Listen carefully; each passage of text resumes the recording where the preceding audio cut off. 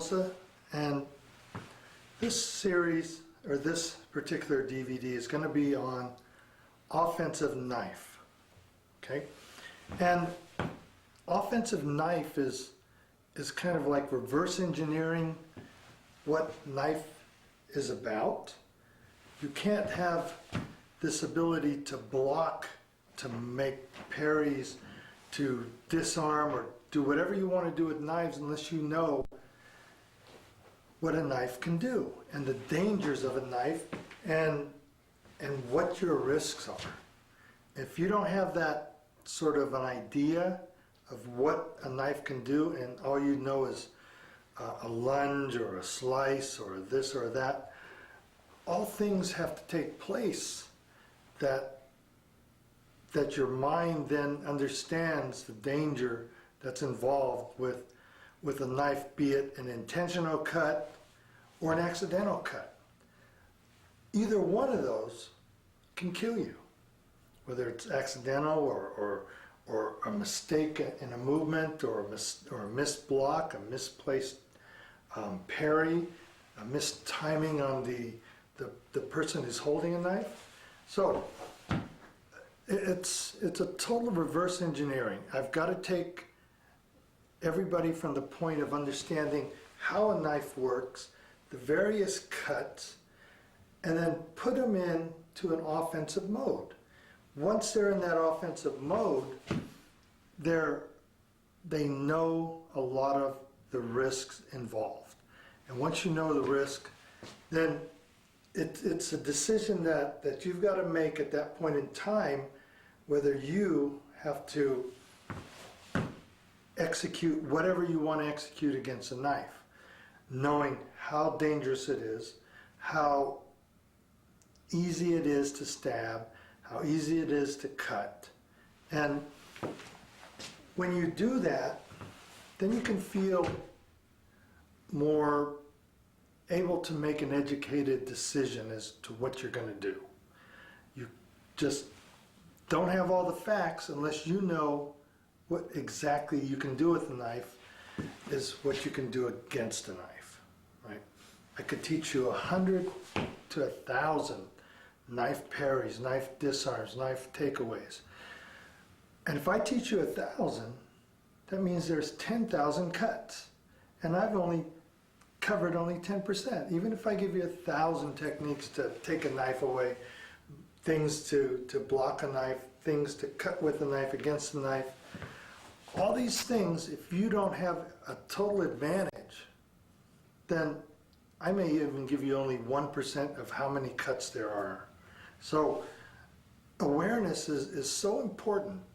Understanding awareness, reading the person, getting, like on the second series, is to understand when to move, how to look at the person, look at your environment, look at what created this area where, and probably why you're in an area where a knife would be.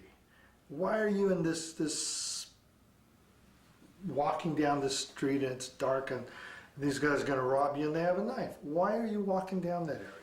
You know, logically, oh, I have to get that way. I have to go over here. I have to go over there. And you put yourself in harm's way. That is not common sense. And just because you know the martial arts doesn't mean that you're invincible. It means that you have a better percentage than the guy who doesn't know anything about martial arts. But that percentage is that small. That's the difference. I give everybody, even anyone who's skilled, 51%. I give 50 to the layman, right? But if you turn that around, you give a guy who knows how to use a knife, and you give a layman who's just going to cut because he has to, and he has to cut because of panic, cut because of defense, cut because he's upset, cut because he's on drugs. He's got the same percentage of the guy who knows how to fight with a knife, because there are so many angles, so many stabs, so many places to go with that knife, and so many things to do with it that you can't be ignorant of what a knife can do. Okay? And what I'm going to do first is show you some drills about the method of cutting, basic cutting, and then we'll move on to sort of advanced cutting, and then move on to the practical side of understanding what a knife can do to you. Okay, and this is Michael Casey. He's going to help me help you with the drills and the exercise of how to create this concept in your own head about what a knife can do. Okay, and what we'll do, we'll start with a very, very simple process. Okay, and it's something that everybody can do and everybody can look at it, consider, and if you don't want to consider it, that's fine. But you have to look at what's going on here and what I'm trying to preach and what I'm trying to give you and what I'm trying to make sure that you understand, okay? Now, this is only a symbol, all right? And it's a square. And what I want you to do is take a knife in your right hand. There you go. Step forward. There you go. Nice. Now, what I want him to do, all right, first thing I want him to do is cut in to the center and pull out. Cut into this center and pull out. Cut to this center and pull out. Cut to this center and pull out. But I want your body to follow, right? And I watch if he holds this. I don't want you to just go bang, bang, bang, bang. You put your thumb on here and you make this a part of where when your thumb's here, that means the blade's over here, unless you have some double-edged knife. But right now, let's take a basic concept. This is the blade, this is blade side, this is how you hold it. So as you're coming in, bang, you don't overshoot the center, you pull it out. You come to this side and you pull it out. And you come to this side, you pull it out, and you come to this side and you pull it out.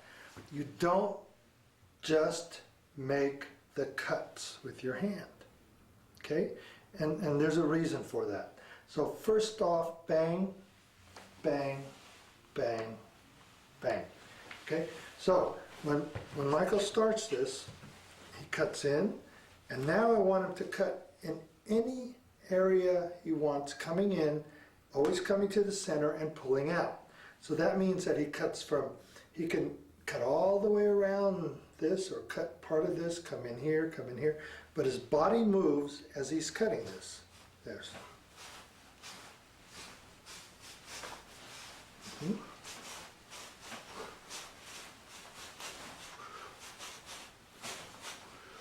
Okay, now that's just one, and that was at this distance, right? So now we close the distance a little bit, and he's still going to do the same thing. Cut short, bang, bang. And this is really something that hangs up on as a square on the wall that you can use. It's just as your target. So it's really just an idea of where to cut in and come out. And the reason why, watch as he cuts, and he cuts to the center.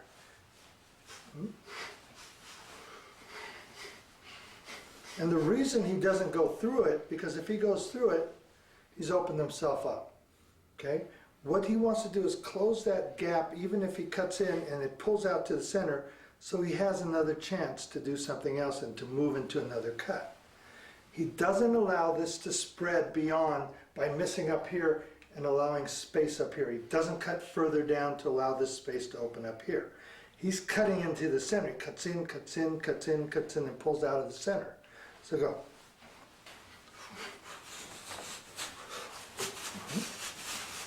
Okay, now, as he's doing this, step back just a little bit, Michael. Again, now he comes in. Now the target moves, he follows in.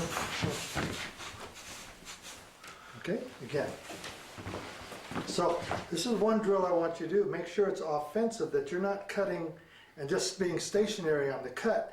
You've got to add that forwardness to the cuts. Right, go. Because if it's away, he's still cutting in this zone. This becomes this cutting zone where he's only cutting inside and pulling out of the center, which is just a control aspect of his cut and controlling back out. cutting and controlling back out, right? So, as he does it again, okay, now, that's the easy part, right? So, now this time as we cut in, right, you cut out, right? I want you to stab in and cut out. Okay, so this time it's a stab and cut anywhere out of here. But use this cut to slice your way out. Bang, boom, boom, boom, boom, boom, boom, boom, boom, boom. Okay? So as you stab, then you cut out of the box.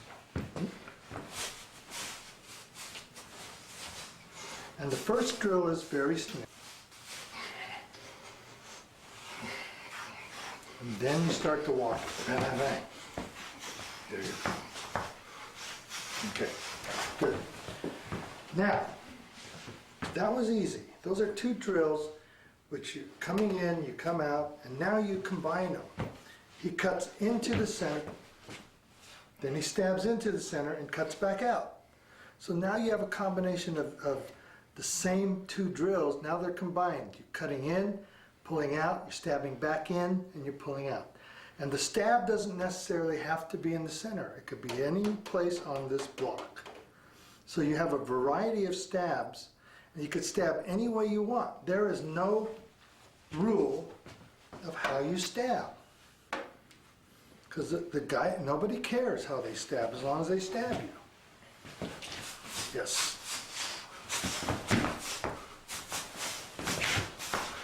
And then if it comes in tight, just back out.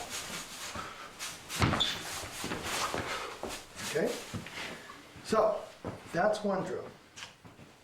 As you combine one drill with the other one, and now, this time, it's going to be all single stabs. And you keep this on the top. So when you stab, boom, you always come in, boom, boom, boom. Always make this kind of a corkscrew turn. And this time it's all stabs. That means that you're stabbing in every area of this. So, and your hand position is always followed with your body. So do it slow first. You're stabbing anywhere you want. Bang.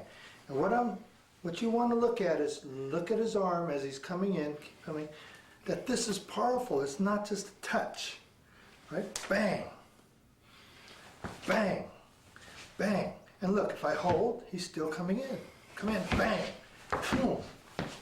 So, you've got to understand that when he's powering in like that, his arm is creating the power along with his body, along with his legs, and along with his shoulders and his aggression coming forward. Bang, bang. So the stab is not a stab, it's really a hit. And if you think of the stab being a hit, it's a lot harder to block and to parry than it is if he just comes straight in, nothing. Okay, I can parry the point. He comes in again. You know, it's nothing to carry the point. But if he's hitting it with a twist, boom, uh-oh, there's pressure now. And now if he twists back again, bang, he's coming in. Okay? That's what you got to be aware of. I mean, this is a very simple exercise, but it's also a very deadly exercise. Because once you try to do something here, all you need is a corkscrew to get in. Okay? So, try it again. And then, when you do this, bang, bang, you can make the distances of the stabs, bang. Okay, and then now, you add all three of them. You cut in, you cut out, and you cut back in. So now there's like a three-phase combination. Bang, stab in, you cut out, and you stab anywhere you want. Yeah, and do it again, it just becomes a cycle.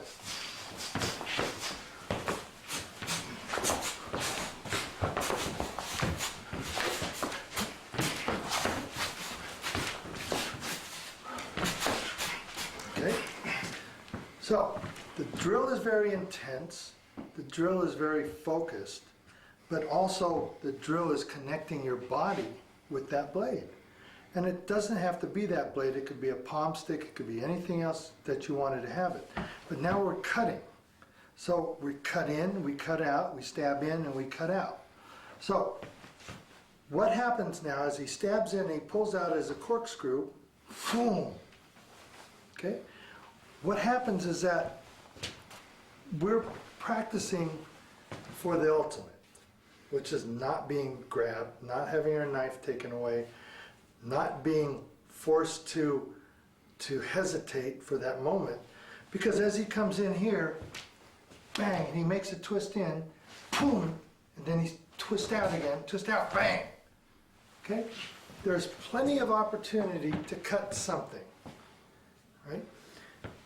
Now, that's just an easy concept that I want to portray, but it's so important, and I'll show you in a minute. Do it a couple times slow, like bang, boom, and even that hit as he comes in to cut, boom, should be a power hit, right? Boom.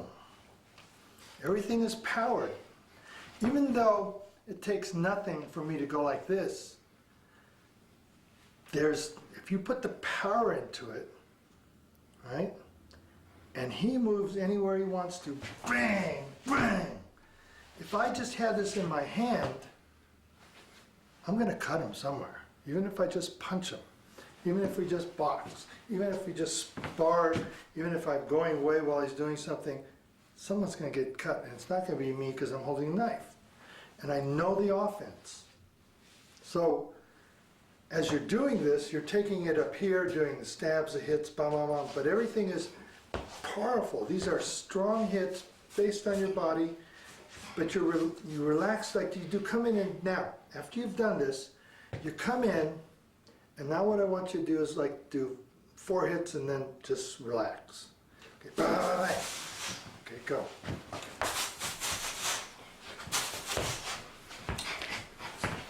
Okay, relax, relax. Now the distance coming.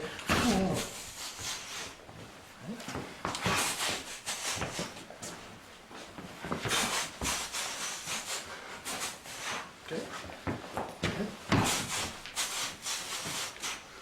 Okay.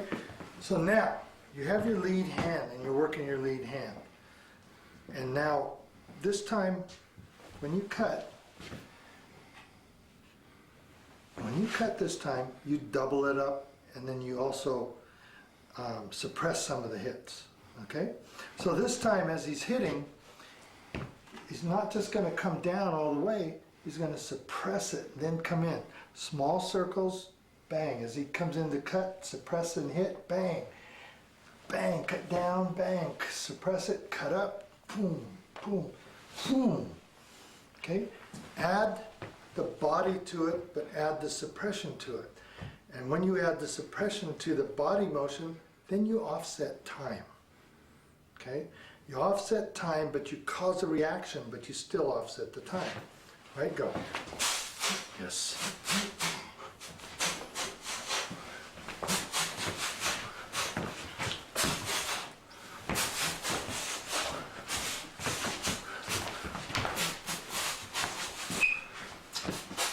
Because nothing is in real time. So, again, you go back to the short power DVD, and for instance, he comes in like this, boom, boom. That becomes your short power. As he throws a punch here, and even if I didn't even consider I had a knife, he throws whatever, right? Bang! He moves again, boom! If I hit like this, I'm directing my hand to a target. But if he moved this way, just by slight motion this way, boom, and I punched, he's going to get cut. So the knife, whether it's being used as a knife or just being used to hold, is a very, very dangerous weapon. And you can't depend on, if you're looking at this, you see, if he holds it up here, and I'm looking at this.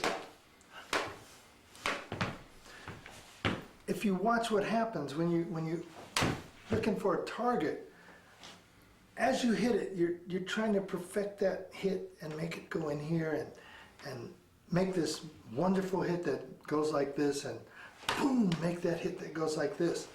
That's not how it is. When you hit, I don't know if I'm going to cut here, here, here, here, or here.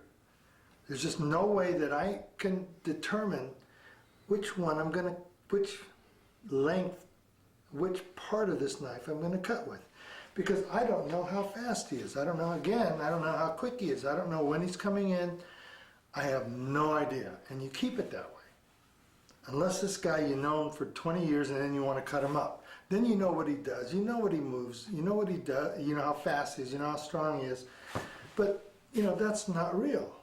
The reality is, I don't know Joe Blow that's out here on the sidewalk looking for more drugs, and he wants money from you, and you don't know if he's standing here like this and he's going to go like that. Right? You don't know that. So this is such a dangerous weapon that, you know, you practice for years and weeks and months or whatever you want to practice for. As he comes in, you're going to take it away. But if you're cutting offensively like this, I don't know anybody who could take a knife away like that. I can't, unless I had the advantage. And the advantage is either having a longer weapon, or if I had a gun, bang, if I had a taser, I'd probably get cut, because I have to reach them. The idea is that you can't depend on what you think a knife attack's going to be. You have to only imagine how not to get into that situation. If you keep going to walking down dark alleys and you know that, you know, it's just a shortcut to your house, and so, well, I just want to get to my house, that's not the way to do this. And you can't walk around saying, yeah, I can take knives away, I just kick them and this, You can't. You can't kick guys away. You can't, if the guy is good with a knife, or the guy is angry enough with a knife, it's hard to take. And it's hard to defend against. I'll tell you more later. But now, as he's doing the same thing, you suppress the hits, because that creates a timing problem for the other guy. Go.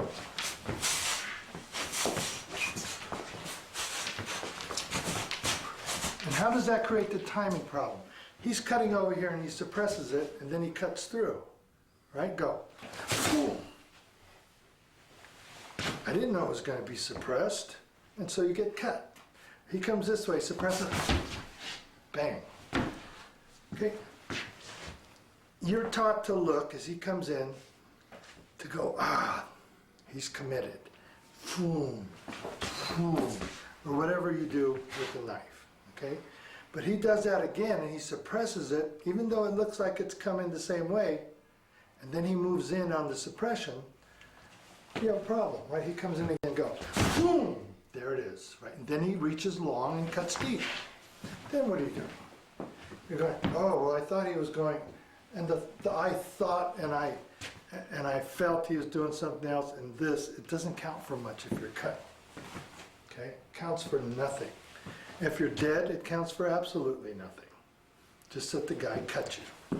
Okay? And that's not where you want to end up. So, as he does this again,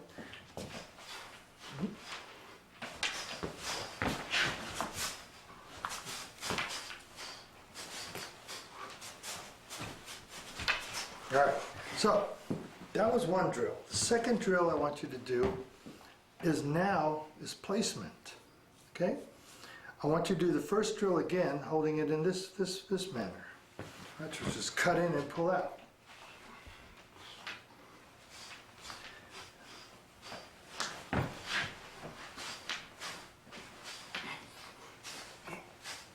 Okay, and I really don't care that much about where the blade is cutting. What I want you to look at is the positioning of his hands when he does that. Okay, nothing about the blade. Now, try to take the blade out and watch what he's doing.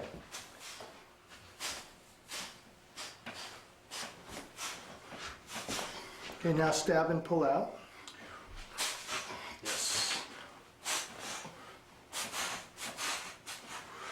And you're watching his body work. Watch his arms work and his body. All right, you see that? If he took that same positioning, right? Again, just real quick, take that positioning, bang, then pull out, bang, come again, boom, bang. He does the same thing, go. They become hooks, they become uppercuts, they become jabs, okay? So then you make, that's the transition. And if you're throwing, he holds it like this, and he throws a hook, and you're just trying to parry the knife, you're either going to get punched and you're also probably going to get cut. So if you look at the dangers of how he holds the knife, but again, you have to look at how you want to be offensive with it, because even if you cut underneath with that, that becomes your uppercut. And from there, as you come in under here and you want to come back in over there, bang! That's an uppercut and a hook. Okay? And that's a transition again. When I transition from stick to knife to empty hand to any of the weapons that are in the Filipino martial arts, there's a transition to empty hand. And you have to be able to see it. And when you see it, the power comes there, because now that's a knife cut, but it's really a hook. This is the uppercut, but that's really cutting inside. That's an overhand. Bang! And it's really a cut. So how are you going to block that? How are you going to block that? It's very, very hard to do. So anyway, he stabs in and comes out this time, boom, boom, and then cuts back in, boom. And what I want you to look at is look at his hands. That's what he's doing with it. Go, just cut out, boom. You can knock that away. Uppercut, short, comes in, boom, boom, boom, boom, boom.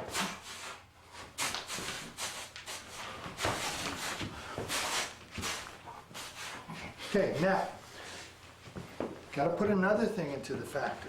You take the other hand. The other hand is an opportunity hand. So if he cuts with one, bang, he pulls back, and he cuts again, boom, and he cuts back. So it's like throwing a left and right combination. You're not going to be changing what you do, you're just looking at the dynamics of the knife in comparison to the dynamics of the body. And when the body is strong, then the knife is strong. But if you start weakening up, okay, don't put any power into the knife, just cut, bam, bam, bam, bam, bam, bam. Yeah, you can cut somebody, right? But when you make a transition, you can't fight like that. So I don't want you to divide your thoughts into, oh, I got a knife in my hand, now I have to do this. I don't have a knife, now I got to put power into it. You make it universal. You make all the things that you do universal. And this is where this knife comes in. Now, you take that knife, you put it in the backhand, right? There you go. And you start again. Stab and cut out, stab and cut out. This one, yeah. Then you train your left hand to make it work. And either foot, right or left. Then you stab and come out.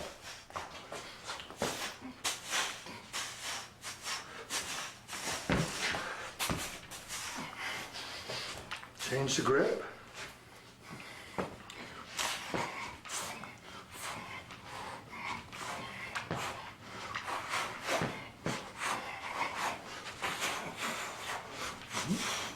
Now, you take the other knife, hold them like this, forward, and you combination them. Stab, cut in, cut out.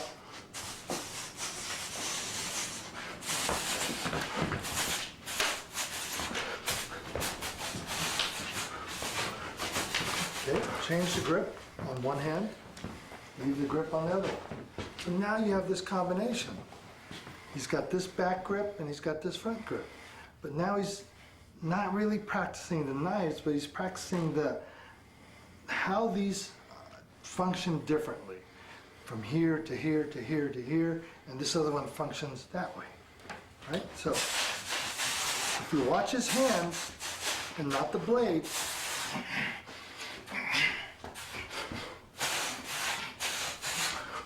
okay, now you switch the grips. That's straight and that's not. There you go.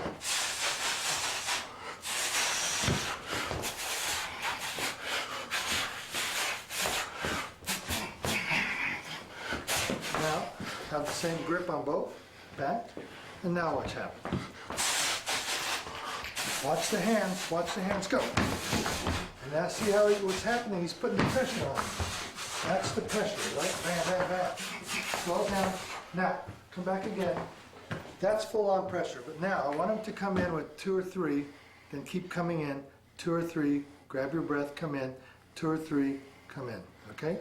So now you retime it, now you suppress the hits as well. So now he's got all the different hits, then he's adding the suppression to that hit, boom, boom, doubling it up, but he has knives in his hands, right?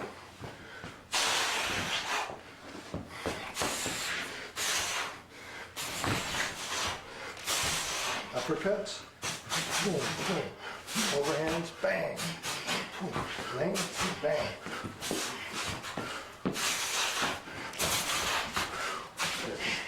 Watch the hands, don't watch the knife. Nice. Then, that's easy, all right? That's easy. So you have this trail of different offensive drills, and all of them are fairly dangerous, if not extremely dangerous. Then you add a kick. Then you add other things to it, right? Even with one hand and one punch, it's just the ability to do different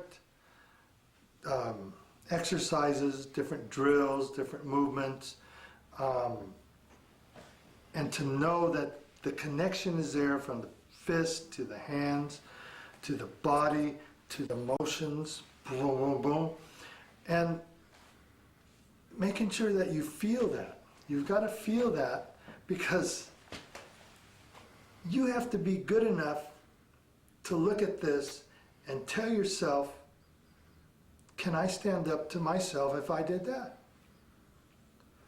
Now, if you've been into the Filipino martial arts or any sort of knife fighting for a long time, then you're going to feel that you're good enough offensively to not let anybody take your knife away. And you've got to turn around and face yourself and think, can you really do it? Can you take a knife away from you? And then take it away from someone who's a novice. But don't, without being aggressively in control. Right? You could take a novice, say, okay, come and attack me, and go crack. That is not how you exercise to make yourself better. All right, now put that back in your pocket now. Right? Now,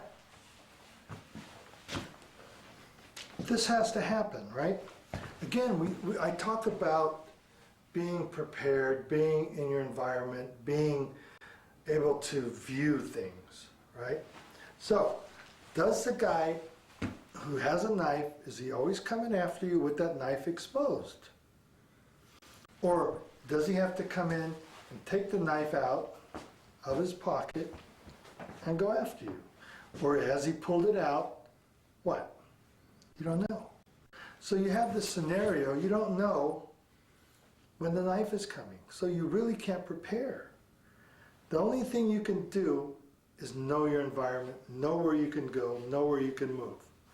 Right? So this guy walks up, hey, give me your money, blah, blah, blah. And you go, hey, oh, I wonder what he's reaching for. Then he starts to pull it out. Oh, it's a knife. And then now what do? React? You're 3.5 seconds too late. You haven't gauged what could really happen. You don't just take it for granted that, oh, I wonder if he's going to pull a knife. Have you looked behind you? Can you run? Can you go to the right? Can you go to the left? Can you hit him first? Do you have anything in your hand? You know, you've got to look for this idea of maybe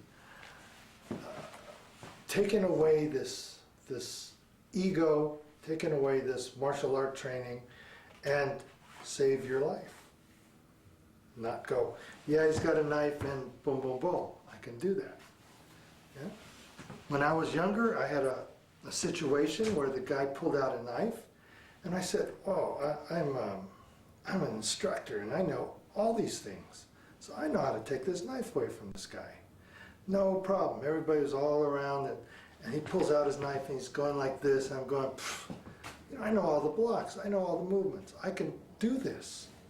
You know, but my ego said, hey, I should go away. My brain said, go away, don't get involved, because it's not worth it. It's just it's a parking lot brawl, and this guy pulls a knife, right?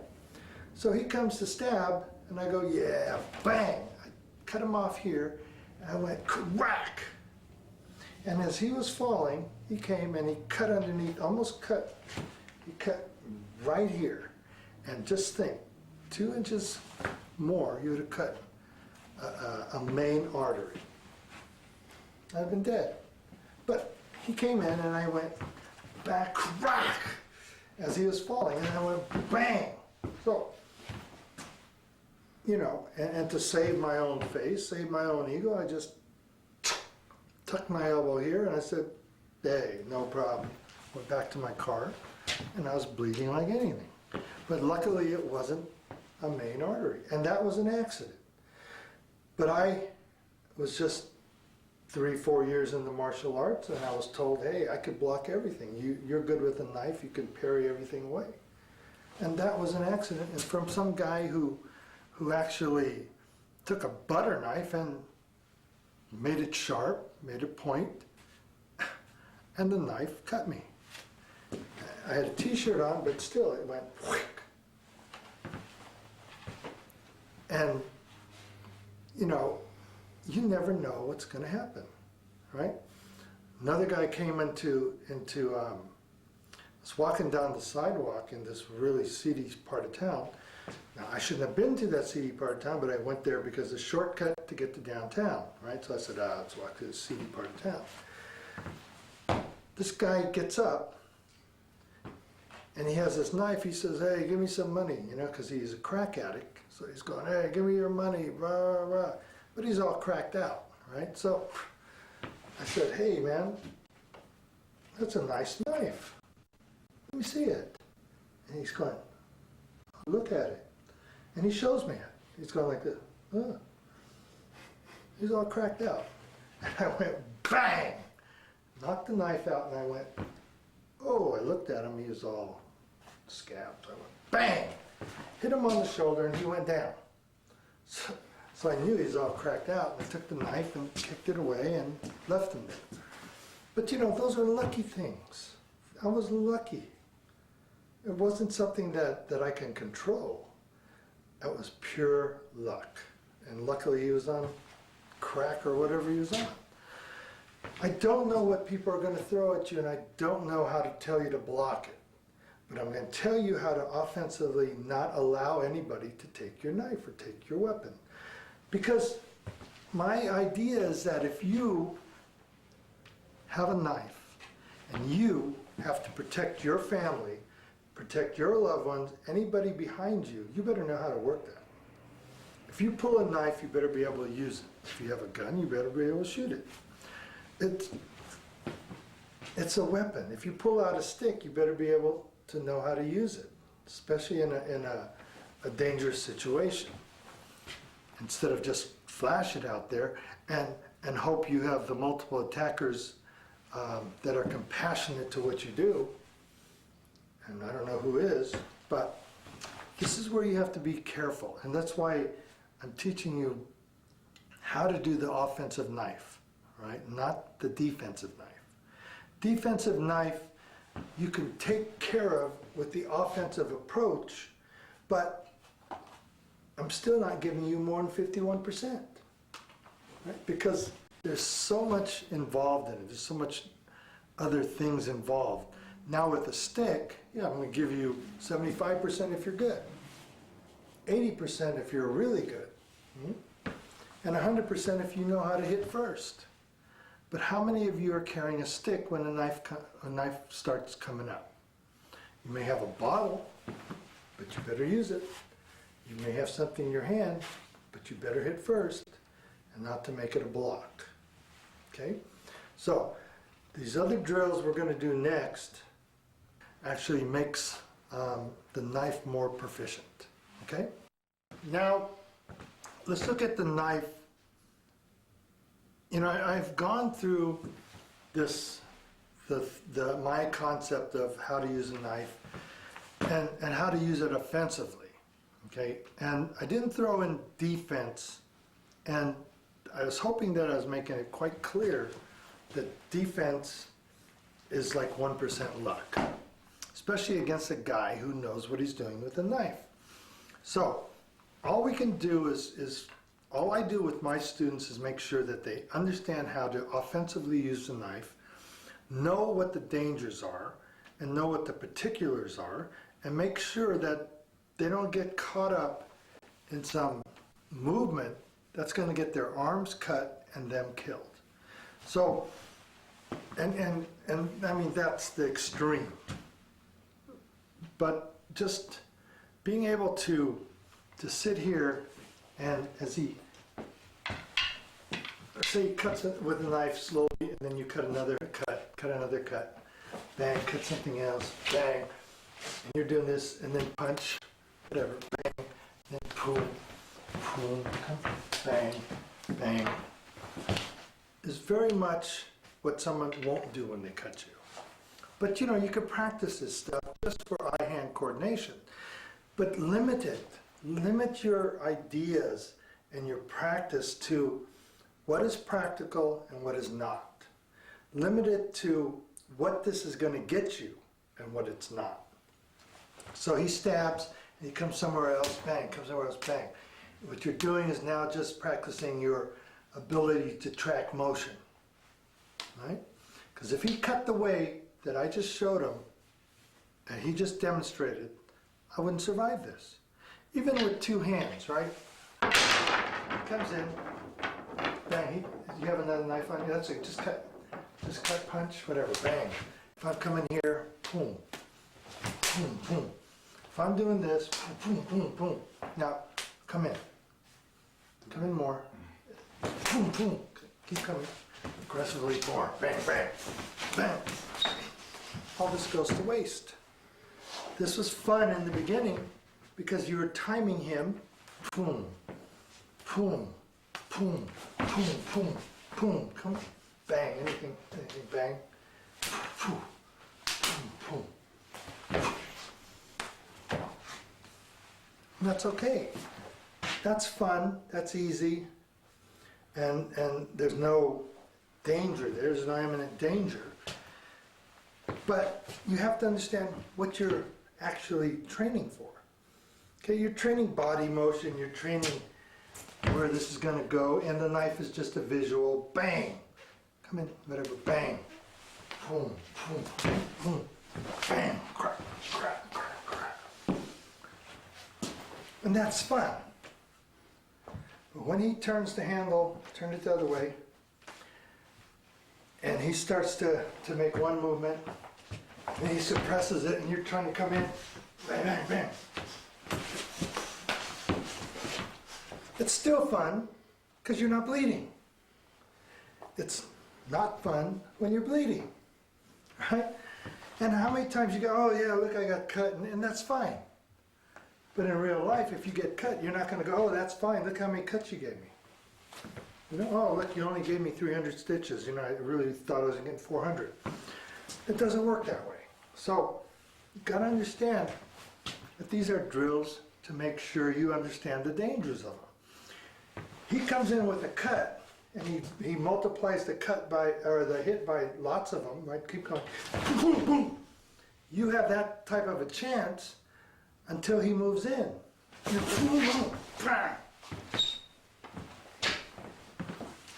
And that's easy. So you got to break down the stuff that you do, the defenses that you do, and make them more rational. He comes this way and I go. And then when he comes to cut, I go like this. How much timing do you think you have? How much timing have you ever practiced for? If this guy suppressed that second hit and then came in, you weren't ready for that. You weren't prepared for that. I don't know what's going on. Now, let's change that. Let's take an advantage. You have a longer weapon. He has a knife. Right? Look at the distance.